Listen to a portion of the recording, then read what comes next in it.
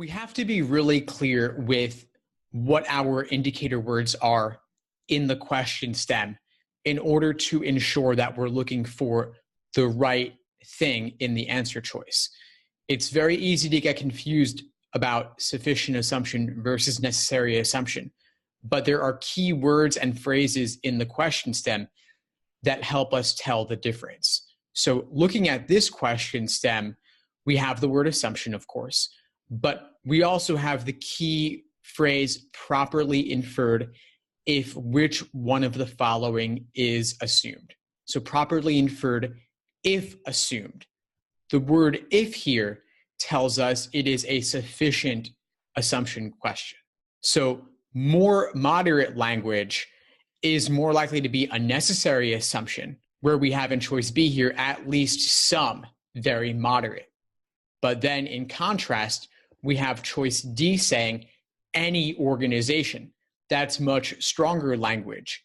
And so even if you were down to those two, I would gravitate towards choice D because we're looking for powerful language that will guarantee the argument 100%, leaving no ambiguity at all. And what we see here is that choice D is actually just a stronger version of the argument itself. It's like a broader version of the argument that can then be applied to the particular case in the stimulus. They're more likely to be really strong in a sufficient assumption question because we're looking for something that will guarantee the argument 100%. For necessary assumption questions, you want to gravitate towards more moderate language because it's more likely to have been guaranteed by the stimulus than more extreme language would be. That's why the negation test works on necessary assumption questions. The correct answer choice when negated will destroy the argument, leaving no ambiguity at all. But another way you can approach them is what is more likely to have been required by the stimulus? Moderate language. So you want to make sure that you're viewing the question from the proper perspective. Necessary assumption questions, you want something that is guaranteed to have been proven by the stimulus.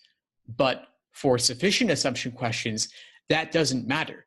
That's not the right perspective to view it from. For sufficient assumption questions, you want to view the answer choices as new information, and the correct answer choice will guarantee the argument.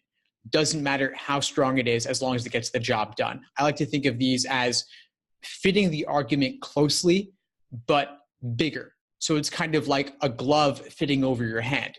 It's a similar shape, but it is larger and it's all encompassing. What question type is this? It's a most strongly supported question.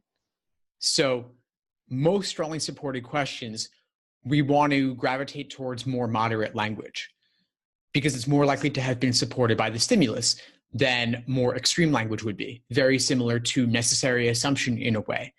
The difference here is that the correct answer doesn't have to be true. It's just incredibly likely to be true and very strongly suggested based upon the stimulus. But strong language, like the only way, is incredibly unlikely in a question type like this. All else being equal, I would want to gravitate towards something more moderate, like sometimes or not always or occasionally. And in the correct answer here, we do see they say does not always. Very moderate. Inference family questions, you want to gravitate towards more moderate language. Language that is more likely to have been proven or be supported by the stimulus. So that would be must be true, most supported, and necessary assumption. Those are big ones there.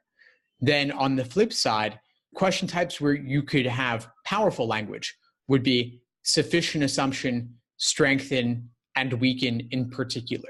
They open the door to language that is extreme. It doesn't matter how strong it is, as long as it gets the job done. So it's really important to view them from the proper perspective. It makes all the difference. Strength and principle questions are actually very similar to sufficient assumption questions.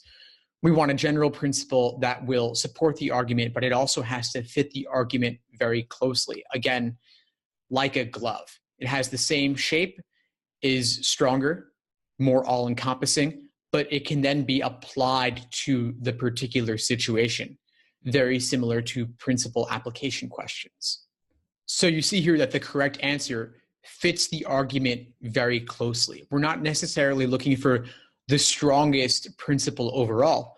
We're looking for the strongest principle that is also most applicable to the situation described in the stimulus.